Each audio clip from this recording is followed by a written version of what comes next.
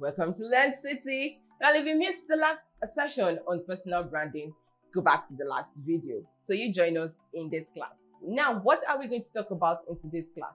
We are going to talk about how you can identify your brand. Personal branding is all about discovering what makes you special, and then you communicate it to the right people through multiple channels. Dan Schwabel. Now, for you to identify your brand, you should be able to answer the following questions. What is your qualification? What is your area of interest? What do you want to achieve? What is or what are your goals? What is your passion? How are you currently perceived?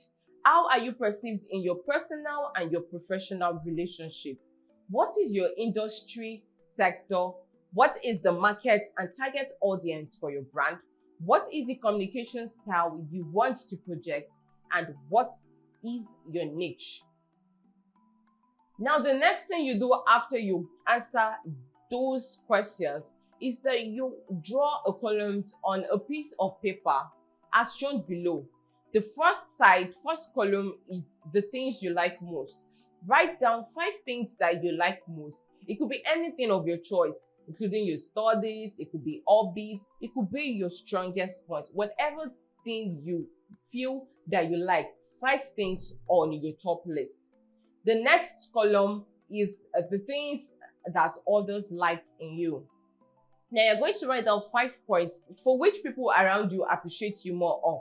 It could be of anything such as, it could be your honesty, it could be your skill set, maybe because you know how to talk well, maybe because of your punctuality, maybe because of how you relate to people. Whatever thing you feel people appreciate you more, people around you appreciate you more of, are the things that you write in the second column. It could be your beauty. Now the third column is things that need improvement.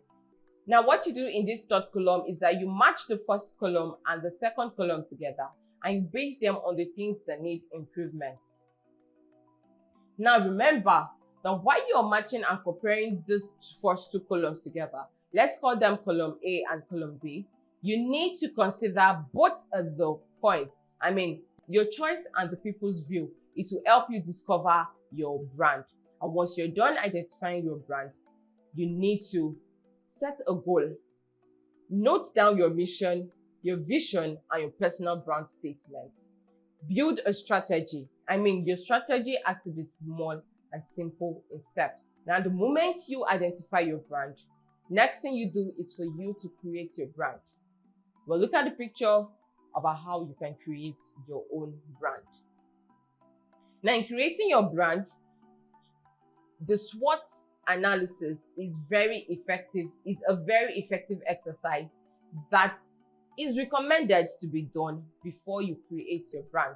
Now, this will help you definitely to review your real picture, and accordingly, you can relate to your brand. What is SWOT? SWOT.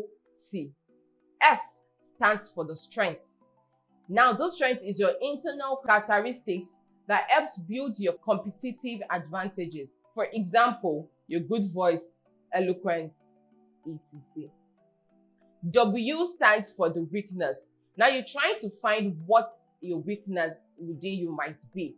It could be a potential hindrance in your career.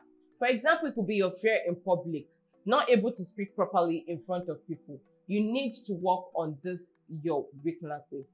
O stands for opportunity, and T stands for threat. After you identify your brand, create your brand, the next thing you should do is to promote your brand. How do you promote your brand? Step 1. Under step 1, you should consider yourself as a brand. Prepare your toolkit. I mean your profile, your portfolio with pictures, your messages, and also you should plan your strategy. Step 2, you should decide your medium of promotion. How do you want to promote your brand? Step 3 is for you to make your online presence. Like, there are various social media websites such as Facebook, Twitter, LinkedIn, Google+, and so on that you can use to make your online presence. where you can create your fascinating profile. Under step 2, also know that you're supposed to develop your website, update your website regularly, your emails, share your updates, join online forum, and acknowledge others' comments. Now, when you post your brand online and there is a comment under your brand, make sure and do well to acknowledge those comments. It will help you improve your strategy. The third step is for you to find out your target audience, attend events and seminars, organize local events, and select your clothing. Your personal style, your sense of dressing, and also your body language is very important. So therefore, you select the clothes that best represents you. Then be cautious enough to convince others. This will bring us to the end of today's session on personal branding.